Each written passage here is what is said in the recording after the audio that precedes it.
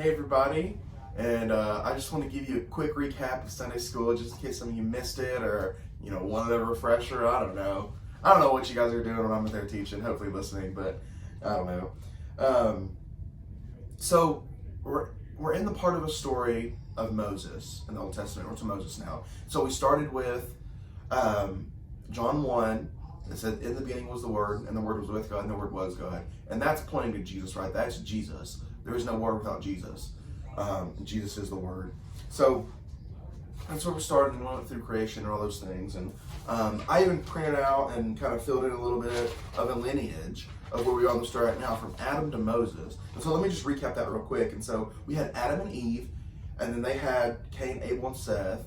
And those are the ones we know from the story, right? And then Seth, after 7 generations of his line, we had Noah. And then Noah had 3 sons, Shem, Ham, and Japheth. That's how you say that.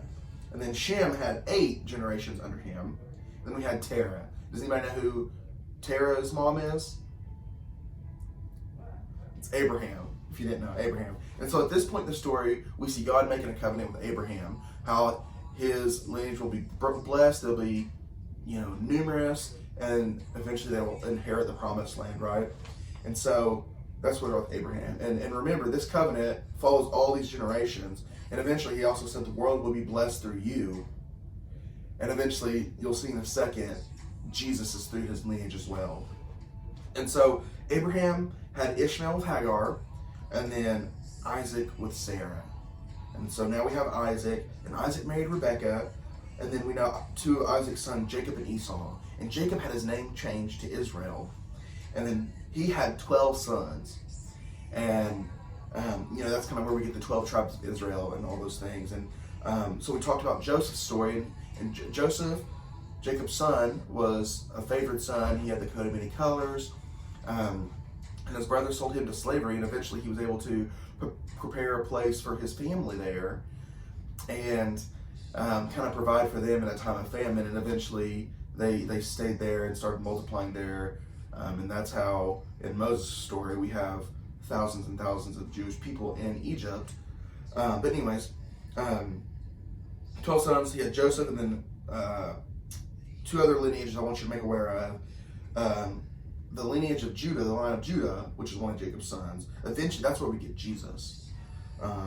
After 35 to 45 generations, something like that.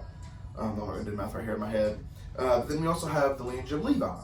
And Levi's great-grandson is Moses and Aaron. So that's where we're on the story right now. We can trace it from Adam and Eve all the way to Moses and also all the way to Jesus. So that's where we are right now in the story to Moses. Let me give you a recap on Moses' story. So at this point, the Israelites are slaves in Egypt.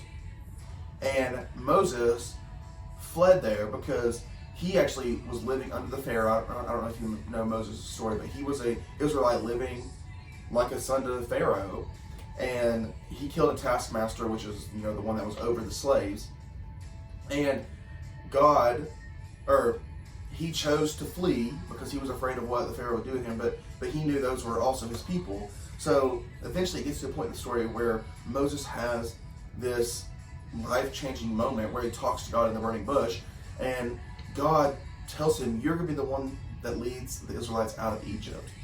He questions, why me, why me? But eventually, he accepts, and God tells him, you tell them, I am sent you. I am, he's saying, I was before this world, I'll be after this world, I'm the reason this world exists, I am over this world, ruler, conqueror, whatever you want to put in there. I am all these things. And they know that that's God, that's Yahweh. And so that's where we are. And we'll get into Moses' story a little bit later.